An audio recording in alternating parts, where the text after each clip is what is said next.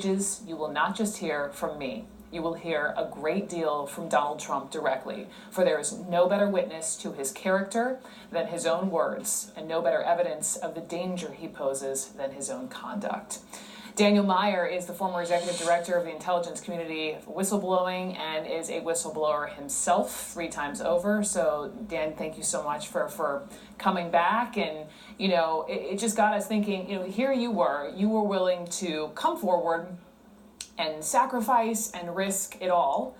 But this person, this senior Trump administration official who's written this book, has chosen to do so anonymously. Do you think that this person should reveal who he or she is? No, somebody coming forward has to be perfectly comfortable with the terms upon which they come forward. And if a person needs anonymity, they need to be allowed to have it. Mark Felt had it on the Watergate scandal. We've also had financial crimes whistleblowers who've been anonymous. So it does affect what you can do with the information because you can't follow up with it. But the bias should be to get the information out there and then let the inspectors, the investigators, the prosecutors decide what facts are corroborated and what facts are not. A number of people, though, would disagree, namely our CNN political commentator, Anna Navarro, who was not holding back when she was opining this morning. Listen to this. I frankly have no patience for somebody who sees the level of chaos that we're in and that doesn't have the courage to come out and put a name and a face to this story. Well, that's what I was going to ask. Right. I mean, let's focus on the people who are putting their names out there, their careers out there, their reputations out there, not somebody that is too afraid to give their names and their true identity. Come out, man.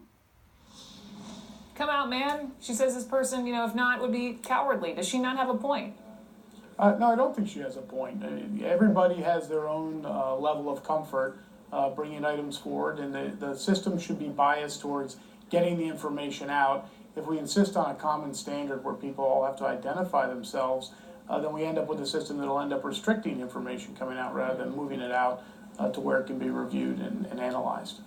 Now, I know that the intelligence community has formal channels for whistleblowers and protections. So if this is a senior administration official, what protections would he or she have?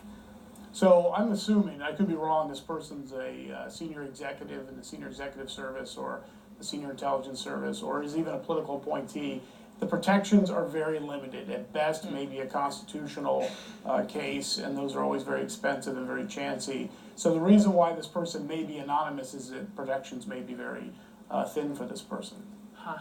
I read the back cover of this book, so this person, he or she, plans to disclose conversations with Trump directly in this book, quoting Trump directly. So that seems like this is the sort of information that would usually be screened by the White House to redact any classified information, anything too sensitive. Just you as a lawyer, what would your legal advice be to this author?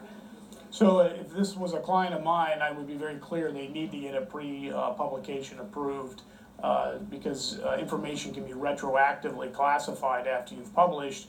You may have thought it to be unclassified, may have been unclassified when you wrote it, but afterwards they may decide that it is classified and you're on the stick. And if you release classified information without having it been redacted or removed in a pre-publication process, there are very stiff penalties. Those books may be purchased and destroyed, and your proceeds may be confiscated by the government. You have to be very careful if there's classified information. Speaking of proceeds, just reminding everyone, this person apparently passed up a 7-figure advance and is donating in part to journalists, to the White House press corps. Daniel Meyer, thank you very much. Thank you, Brooke. Coming up next, former Vice President